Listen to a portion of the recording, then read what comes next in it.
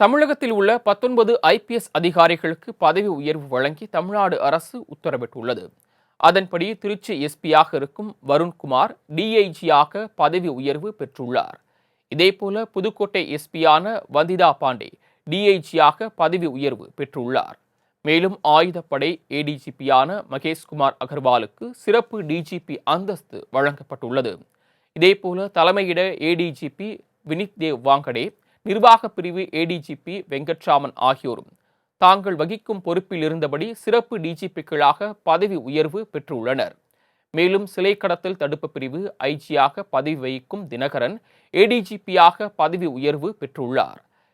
சென்னை துணை ஆணையரான சந்தோஷ் ஹிதிமானி டிஐஜியாக பதவி உயர்வு பெற்று திருநெல்வேலிக்கு பணியிட மாற்றம் செய்யப்பட்டுள்ளார். மேலும் ஈரோடு எஸ்பியான சசிமோகனுக்கு டிஐஜியாக பதவி உயர்வு வழங்கி தமிழ்நாடு அரசு உத்தரவிட்டுள்ளது. மொத்தத்தில் 4 ஏடிஜிபிக்கள் டிஜிபிக்களாகவும் 2 ஐஜிக்கள் ஏடிஜிபிக்களாகவும் 7 டிஐஜிக்கள் ஐஜிக்களாகவும் 6 எஸ்பிக்கள் டிஐஜிக்களாகவும் பதவி உயர்வு பெற்றுள்ளனர்.